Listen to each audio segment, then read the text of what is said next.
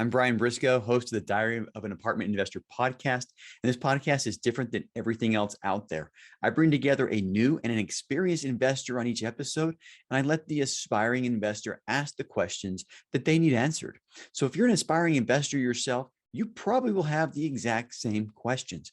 Now, before we get to this episode, make sure you hit the subscribe button below and that little bell to make sure you get notified every time we post a new episode. And now, enjoy the show. Austin, we got Rob on the line. What do you want to ask him? When you sought out SEC attorneys and counsel, build out your syndication model, what were two positive things and two negative things that you looked out for? You know, the security and exchange attorneys that are out there that you see and I see are very easy to work with. That's a positive thing. They hold your hand. They know that they're working with quote unquote newbies. Negative, if I had to do it over differently, I probably would have.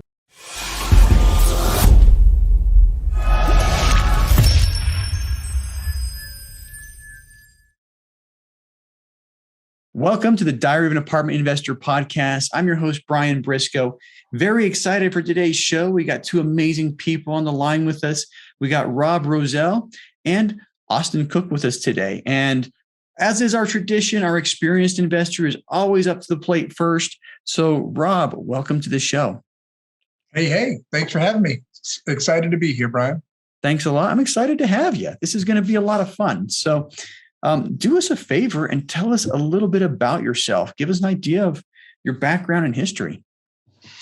You know, I am a Carlton Sheets buy your first home or investment property with no money down graduate. Wow. Bought that course for $500 back when I barely even had a credit card. I talk a little bit about that in my book, how I was introduced to the world of real estate. And I didn't buy any houses, no money down at that point in my life. I did buy my first home with $1,200 out of pocket. Mm-hmm. So I guess I didn't listen close enough, but I close to accomplished the goal there. And I got the bug. I got the real estate bug that a lot of us real estate investors get. And from there, it was just a matter of time before I started getting deeper and deeper into real estate. Well, you didn't follow the model exactly, and you didn't do no money down, but you got started. And I think that's the important thing is you got started. And $1,200 buying a house, that's still amazing. So you started single family, Carlton Sheets. I still remember him on late night infomercials, after the Tonight Show's over, right? But so tell us about how you started, how you got into first couple of properties, and how you grew your portfolio over time. Well, you know, what I learned, although I didn't buy any houses, no money down, what I learned from that course was the creative financing techniques of inviting the seller in to be the bank and learning how to spread out the down payment over a short period of time. My mind was absolutely blown to those concepts, Brian, because I had never heard of that stuff. I took those concepts and I actually bought my first business. I'm an auto repair background. I'm motorhead by trade, and that's what I did. So I took the Carlton Sheets no money down methods and took them to the business world. I bought my first 3 auto repair shops with no money down. Really? And from those auto repair shops, I was stacking cash like every good business entrepreneur should be. If things are going right and you've got the good EBITDA going on, that cash is now something that you have to invest. So we saw that happening. We being my wife and I, we are one. We are a team in business and in life. And we decided, you know what? We want to be good stewards of God's money. We better get some education. So we signed up for Wealth Intelligence Academy, which is Robert Kiyosaki's real estate school back in 2007. And we started flipping houses and doing other things with real estate. We were doing some lease options. We were doing some probate. We were doing a lot of things. And, within 2 years, we were actually inducted into Robert Kiyosaki's school's Hall of Fame. Wow. And at the Hall of Fame, which honestly, let's put that in perspective. The Hall of Fame means you actually did something with the $27,000 of education that you purchased, right? So we just keep that in perspective. My wife and I recognize that trophies get dust and they don't really mean a whole lot at the end of the day. But to us, it was nice to be recognized for that. Yeah. But at the induction ceremony in Orlando, Florida, a gentleman by the name of Dave Lindahl was on the stage pitching his goods for RE Mentor, which is a multifamily school. And we got another bite from another bug, and we got excited. We spent another $27,000 by pure coincidence and signed up for his school, and we were inducted into his Hall of Fame in 2018. Nice. Because what he taught us to do, a lot of 1031ing, we took a lot of single family homes. And I'll tell you, just backing up a little bit, I was taught that every third or fourth, I was buying my flips with hard money, like a lot of us do in the beginning, using my own money for the rehabs. And I was taught by my local RIA people, the leaders there, that every third or fourth or fifth house I should keep. I should be able to keep from the profits from the first third or three or four or five. So we did a lot of that. We were every third or fourth or fifth house, we're buying cash, rehabbing, putting a renter in it. We did a lot of that. So single family, condos. Eventually, after taking the Dave Lindahl's RE Mentor, this is how big my mind was expanded by that, because we're all really just limited by our own beliefs, aren't we? Yeah. Right. So my beliefs went from single family to 4 plexes, 6 plexes, and 12 plexes. I couldn't see 50 plexes or 100 plexes yet, but we started acquiring a bunch of those 4s, 6s, 12s, 24s, and we kept a lot of those until the market appreciation I was making nothing on equity. I was doing okay on cash flow, but return on equity was not great. Yeah. So we started 1031ing those through the education that we got into larger stuff. And just to put it in perspective, that equity allowed a 4-plex and a 12-plex to buy a 96-plex and a 70-plex. Nice. In different parts of the country. We did a lot of that trading, so to speak.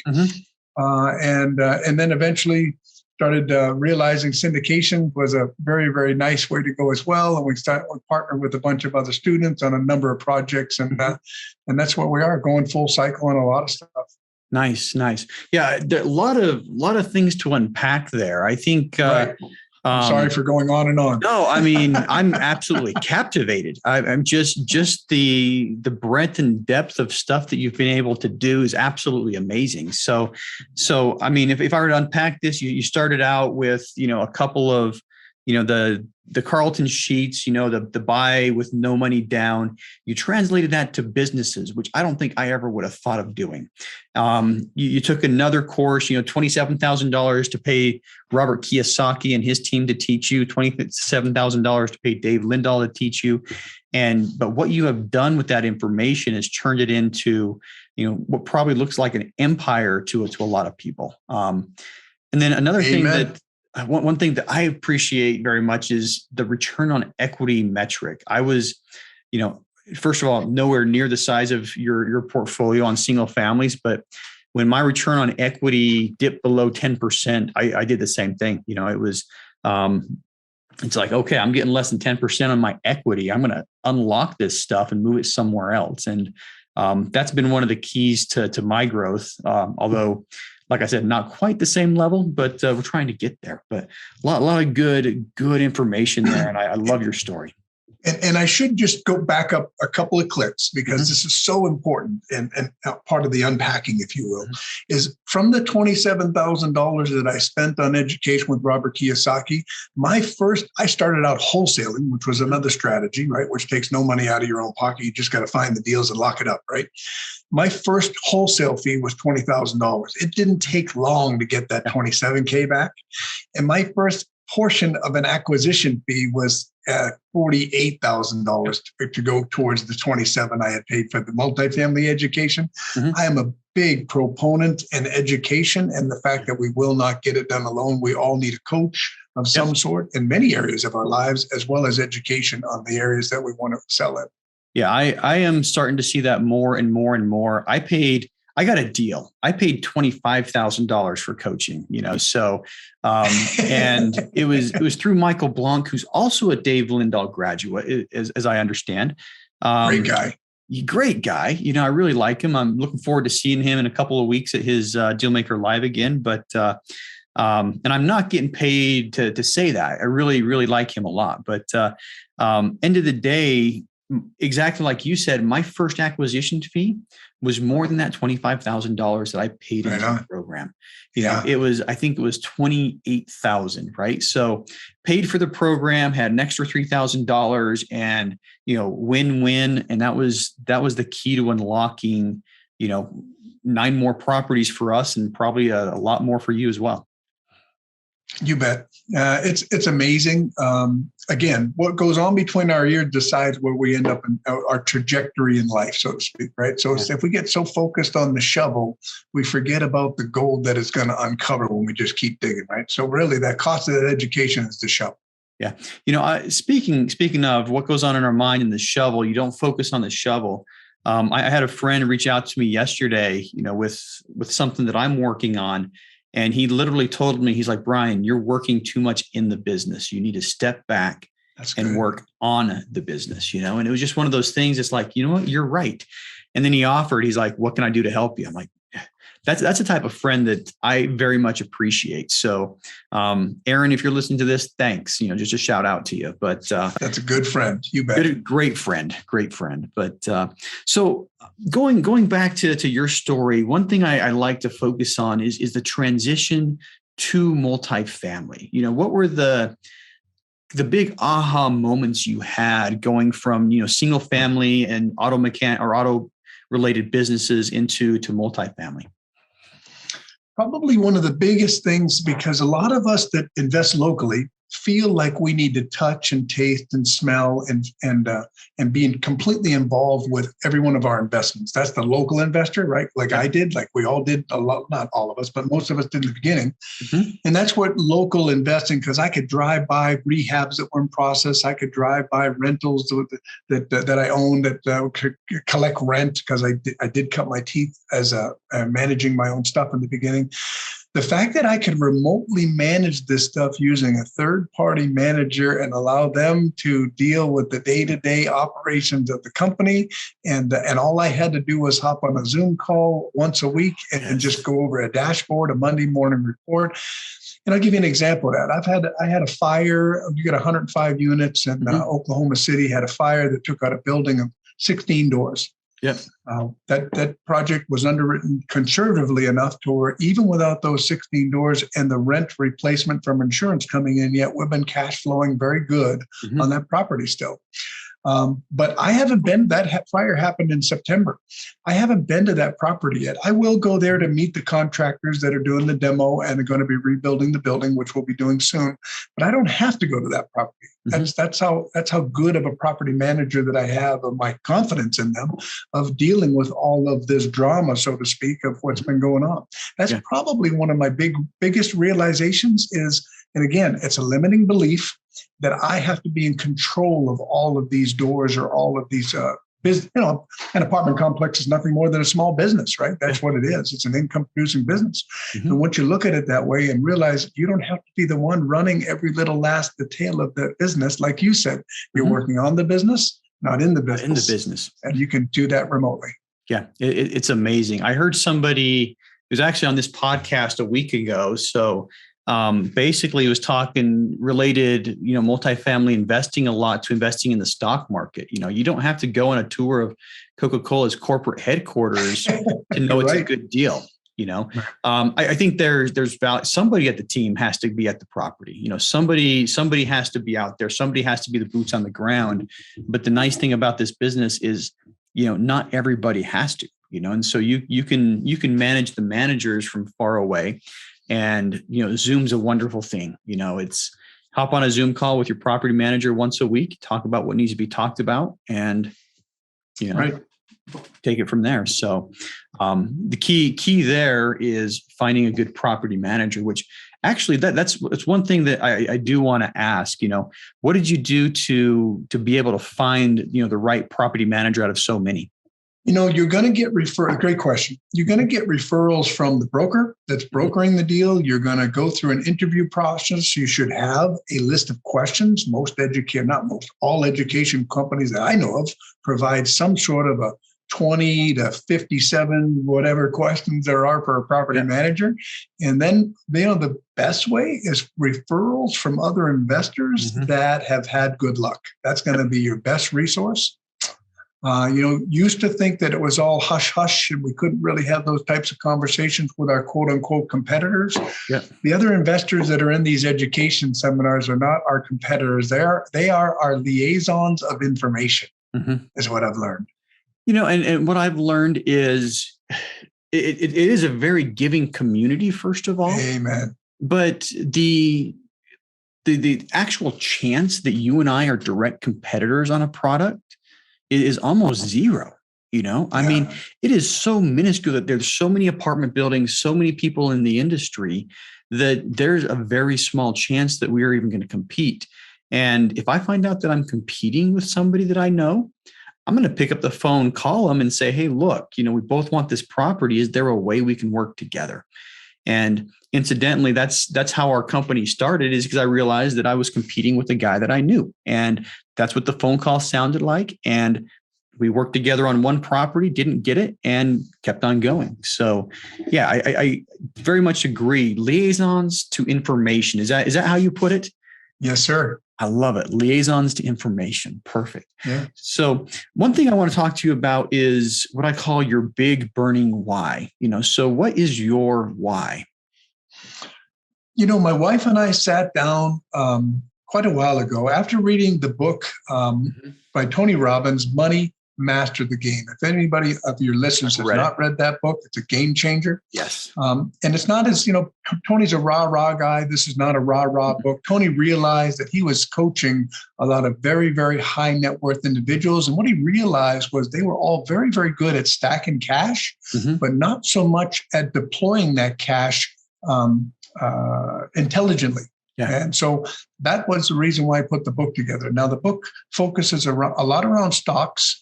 I'm not a heavy stock guy, but what it does talk about is figuring out what your monthly number is at different levels. So he calls it the vitality level, which is the level that my wife and I strive to be at. And that is, what is it going to cost you to live per month without you doing a thing once you retire from your quote unquote day job or active investments and want to go passive in your life? What's it going to take coming into the mailbox? We figured out what that number was, and our why was, there's a lot of things within that number that are part of our why, from spoiling grandkids to taking care of aging parents to making sure that our cares are taken care of once we can't take care of ourselves anymore, to traveling the world, whatever that looks like for each individual. Our number is not let me just put it this way. My wife's not a cheap date. It's a very large number.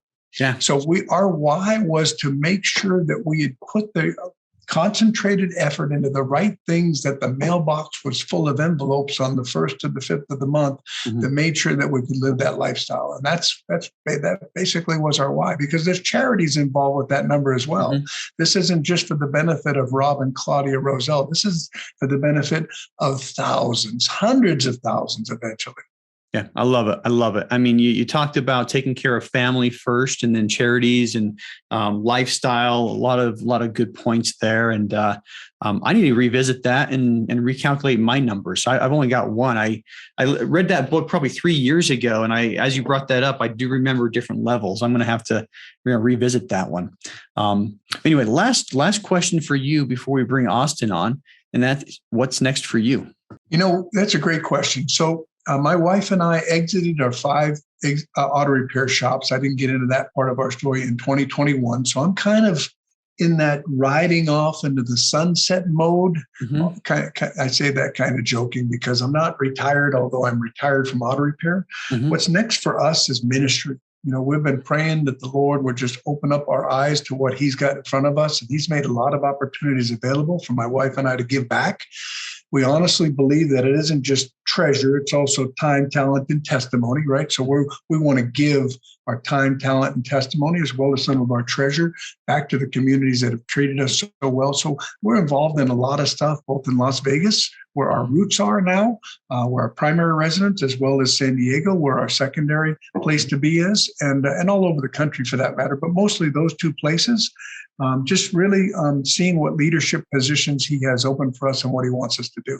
All right. I love it. I love it. Sounds amazing. But we're going to shift gears right now and introduce Austin. So Austin, welcome to the show.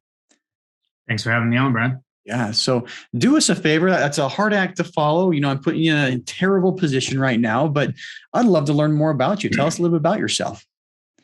Yeah. So currently, right now, I have a W-2. It's in security, so I'm a manager for a security firm. Looking to break into real estate. Eventually, will probably work my way out of that W-2, as many investors tend to do.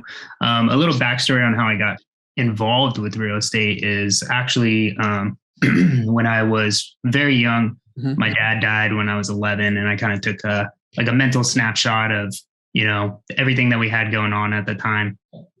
He had a couple of kids, a wife, a house, a good paying job. And I kind of wrapped that all into this scenario in my head of, okay, as long as, by his age, I have all those things or better, that is my definition of success. Mm-hmm. As I grew older, I realized, there were some pros and cons with putting that type of strict criteria on it. And so I've kind of gone a little bit more lax as I've grown up, right? But 6 months after that, my great grandma had died after he did. And so we had a free and clear house, very old, run down over here in Campbell. A little backstory on where I'm at. I'm in the Silicon Valley in Sunnyvale, California. Mm-hmm. And so we had this house in Campbell that was kind of run down. So I told my grandma at the time that, hey, a lot of software engineers are moving here with all these tech companies. You should probably fix it up and we could rent it out. And that's just free income. And she was like, you're crazy. You're 11, 12.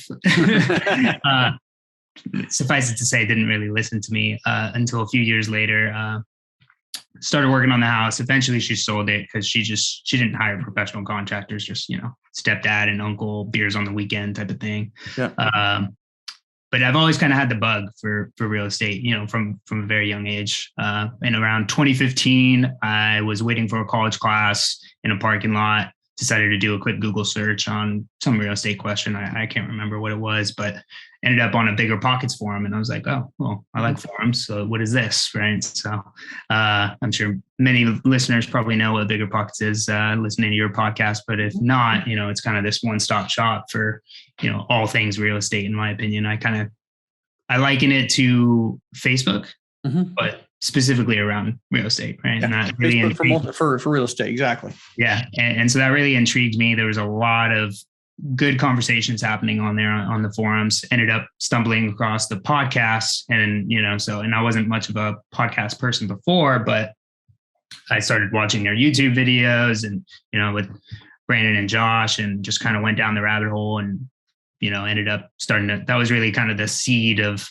my education, was just a lot of the podcasts, a lot of the forums, answering my own questions that way, researching all the different niches, as we know, there's so many different niches to real estate. And that's kind of how I stumbled on a multifamily, because as I listened to all these different podcasts, once I started listening to, the economies of scale and all ththese other pros that multifamily offers, I was like, yep, that's the one. Yeah. And that's pretty much how I got started. Nice. Yeah, I think that's the same path a lot of people take. You get bit by the bug, you start researching, and a lot of people, for the same reasons, land in the multifamily arena. So let me ask you the same question that I asked Rob. What's your big burning why?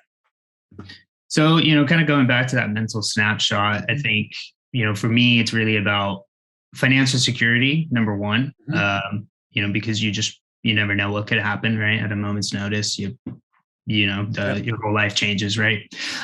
So financial security is huge in terms of just even whether you're single or have a family, but especially if you have a family. So, that's not lost on me for my future family. I want to make sure that all of those things are in place at the right time. So God forbid something happens to me, they're going to be okay. Yeah. Right? Hopefully your family doesn't have to live the same experience you did. I mean, that's, hopefully not. Hopefully not. We'd like to keep you around this earth for a little bit, but me too. Yeah, you too, right? All right. But the second priority really is freedom of choice, mm-hmm. right? I love my job. I love my company and everything, but in general, from like a concept, I have a hard time grasping like, okay, you only get 2 weeks of paid time off, right? Like mm-hmm. you have 2 weeks to go explore the world every year. And for me, that's just not sufficient enough, right? I want to be able to experience the world, whether it's with my future family, friends, current family, whoever it might be, or solo. There's just so much that this world has to offer. And if you're stuck behind a desk all day, it's just, you're not going to be able to see it, right? So the ability to get, savvy with investments, you can work remotely, you can do a lot of things, from wherever, especially with real estate, right? To Rob's point earlier, once you build out the systems and processes in place and you have these team members on your team, you don't have to be the guy that's in there or the gal that's in the business, right? You can be working on the business, partially in the business. I personally don't think there's anything that's truly passive, except maybe like dividend income from like stocks. But those are the top two for me. Awesome. Well, thanks for sharing that. Very much appreciate it. Now comes my favorite part of the podcast. Austin, we got Rob on the line. What do you want to ask him? Yeah. So take it easy on me, Austin. I'll try. I do have some questions lined up. So I think just starting out a little bit of more towards your background with the multifamily, do you typically syndicate your deals, or is it all kind of private investors that you've just grown to know? That's a great question. So we're in multifamily in numerous different ways. Some of them is partnering with friends. They call it a joint venture. Some of them is on our own. I learned a long time ago, anything you don't need to do with partners that makes financial sense, then you can do it alone, because it's a lot easier to argue with yourself than it is with other people. And then the third way is syndications. That's we are GPs, general partners, as well as KP, key principals, as well as we are passive investors in other deals so that we can be in different communities and different categories so our diversification lines up properly. Nice. So when it comes to your syndications, one of the big questions that I have, because it's kind of eventually where I want to go, I guess I should backtrack a little bit. I have a partner right now. Totally agree. I think there are tremendous pros to having partners. There's certainly some cons when you have partners. That's somebody else that you got to go to, bounce your ideas off of, run your underwriting by them. It takes two to make every single decision, right? Which might end up losing a deal potentially if one person can answer fast enough, for example. One of the things that I don't know much about with the syndications, and this is a little bit more of a tactical thing, but when you sought out, SEC attorneys and counsel and whatnot to build out your syndication model, what were two positive things and two negative things that you looked out for as far as criteria went? The key thing is a great question. So two positive things. The Security and Exchange attorneys that are out there that you see and I see are very easy to work with. That's a positive thing. They hold your hand. They know that they're working with quote unquote newbies often, first time around. And so that's a positive. Second positive is your GP, KP, whatever you want to call it, your sponsor that you're likely going to need on your first deal. It won't be his first rodeo. He'll be a strong veteran and be able to know what questions to ask. That's always a positive. And that's what he brings to the table for being the GP, KP, is that experience. And so that's definitely a positive. Negative, if I had to do it over differently, I probably would have prepared a paragraph that has to do with partnership exit strategies. Okay, that's something that everybody should be aware of. What's in most, and I won't speak for all, but what's in a lot, I won't even say most, I'll say a lot of the SEC boilerplate, quote unquote, boilerplate documents has a very weak, vague exit for different reasons why a partner would not be able to participate anymore, right? So now that's not to say I would ever want a partner to lose his shares, but I would not, if him and his wife had a divorce and now she's controlling things, she would get those shares in my paragraph that I make sure that's in every one, but she would not have the same control as the person I decided to partner with. And that's very important to know that, right? So if somebody has a bankruptcy, if somebody has a felony, if somebody has a disability, if somebody goes MIA, all those things you don't think about when you're putting the partnership together that are real life possibilities of happening. That should be in a paragraph in your operating agreement to make sure that, heaven forbid, anything goes crazy before we exit this property. It's all stated out in front, not I wish I had, but I'm glad I did. Yeah. Yeah. We reviewed a lot of our operating agreements, and they had the boilerplate language. And, when about a year ago, we started asking some of the hard questions. I don't think our operating agreements are perfect, but we at least put a little bit more in there. And one thing you mentioned that we added was exactly, what if one of us passes away? My shares are going to be passed to my wife, but do my partners want my wife to have voting rights? Do I want my wife to have voting rights? Do I, and on the flip side, do I want my partner's spouses to have voting rights? So yeah, a lot of good things there that, boilerplate, operating agreements aren't typically going to have in there, but you really need to discuss. Good points. Yeah. And they're really awkward to just, not really awkward. They're kind of awkward, depends on where you're at and that type of thing. I will tell you, a friend of mine, and it's always stuck with me. He says, tough conversations, easy life. Easy conversations, tough life. So the time to have those awkward conversations is in the beginning, so everybody's on the same page. And once you get over it, once you go past that, it's easy. It's easy stuff. It's just business as usual. Yeah. I like it. No, I think that's a great tip. I actually hadn't quite thought about that one, and I totally agree. I think having those tough conversations up front will save you a lifetime of headache later on, right? And they're just conversations, right?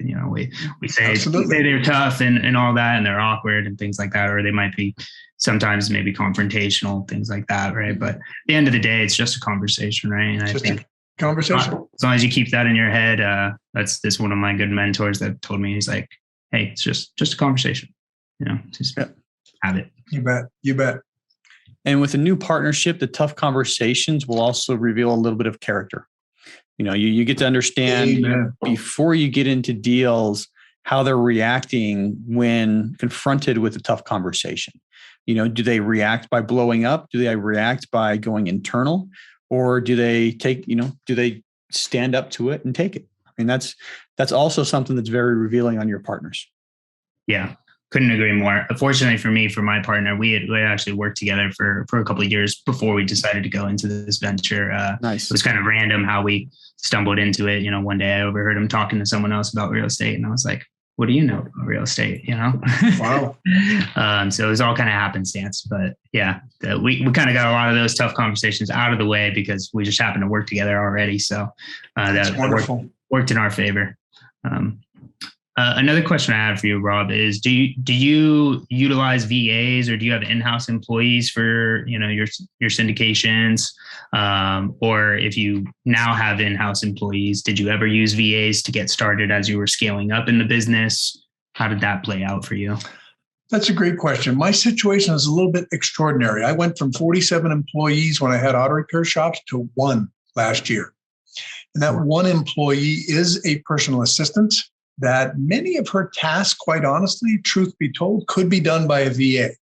However, she's not far from one of our residences that needs a live person that somebody from the Philippines can't go by and check on and do the things that needs to be done there, as well as personal items that she takes care of me locally here in the United States. So I don't have a VA handling that. She's also been trained on our asset management. So she sits in on the meeting. She asks the tough questions. She goes in the weeds and asks about the delinquency that was promised to be paid 3 weeks ago. I don't even look that closely at the stuff. I'm amazed at the questions she asks. She's very detail oriented. But those are things that could be done by a VA. And I am looking to leverage a VA in other areas of my life right now. I'm interviewing, but I'm not currently, I should back up. We did have a VA doing things for us in the auto repair, that when we shut down the auto repair, we let her go because we did not need her for those tasks anymore. So I have familiarity and experience with it. I just don't have one right now. Yeah. I have 2 actually, and they're doing mostly, most of it has to do with the content that we produce, the podcast, the YouTube channel, the video editing, the audio editing, and everything else. And I have, 2 different people. One, you guys both saw emails from, one of my VAs from India who does a lot of the scheduling as well, so it definitely takes a huge burden off of what I have to do. And, I pay these guys fairly well, it's a couple, more than between 2,000 and 3,000 a month. But, the time that it gives back to me is totally worth it, and Amen. yeah, the nice thing about getting the VAs overseas, I pay $750 an hour, which is a great salary in India, and it's a bargain here. So, Right. so I definitely have used VAs, and eventually I'll bring more on. Yeah, me too. Nice. So do you guys do all of your own analyze deal analysis, your underwriting, investor relations, since you guys don't have those employees? I'm the final check on the underwriting. I have a team that does the underwriting when they think they've got something that makes sense. I'm qualified as the deal killer because I'm the guy that goes in and looks for all the flaws. And if I can't find any, or I find just a few, and the deal still works, then we move forward. As far as investor relations, I have other people on the team that we'll do a webinar. The team will all pick a portion of the share for our quarterly updates. A person on the team handles the K1s and the accounting side of it. My wife is involved in a little bit of that because she chooses to do that. Mm-hmm. The more we get into deals now, the less we are in the asset management, although we're very good at it. We've trained other people on the team to handle that. Mm-hmm. And therefore, I can be in my motorhome without internet access and not be relied upon to do that this week, because that's not what I want my job to be. Yeah, I did the analysis up front, like I said earlier, one of the guys I ended up partnering with, we found out we were competing, but we were both doing the analysis. We were both doing the underwriting. And after about a year of working together, we agreed that he was positioned better to do it, meaning he lived in the markets that we were looking at and we were both good at it. So I relinquished that. And in a lot of ways, I'm in the same position right now, where, I'm really good at underwriting, but I don't do it a lot. I do it as the deal killer, or I deal it as, when there's potential partnership opportunities, I will, go in pretty deep on the underwriting, but, typically somebody else is doing that and sending it to me. And it's one of the checks in the box before deciding whether to partner with somebody. There you go. Makes sense. And do you have anybody in charge of investor relations? Are you also doing that on your own, Brian?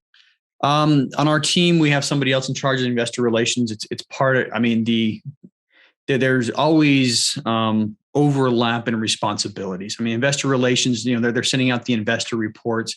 It's usually the asset manager that's creating the bulk of the investor reports, but investor relations is doing the communications and kind of the face with the investors.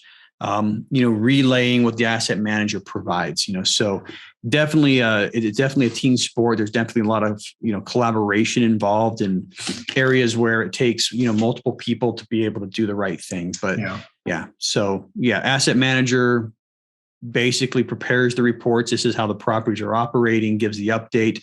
Our investor relations guy will polish it up, make it pretty, add pictures and send it out.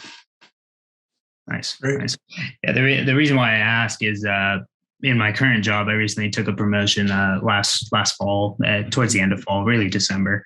And my bandwidth has shrunk significantly compared to the previous position that I was in. And kind of the partnership that I have with my partner is he's more of a significant money partner, less time. I have a lot more time. So I'm doing all the upfront work, I'm in charge of all the acquisitions. I do the underwriting up front. Obviously he chimes in and, he's a sounding board, if you will, right? Just to double check the numbers, make sure that it makes sense, right? Because his money is at stake just as much as mine. But really, I'm in charge of, investor relations, underwriting, acquisitions, the relationships with the brokers and all that stuff. So as I go to scale, whether within this position I'm currently in and I do it on the side, in my off time, or, as I just eventually leave this position and go in, that those are some of the top of mind things of, what's it going to cost me to have an acquisitions analyst? What's it going to cost me to have an underwriter? What's it going to cost me to have somebody in charge of investor relations? I'm great at all those things, but is it the best and highest use of my time?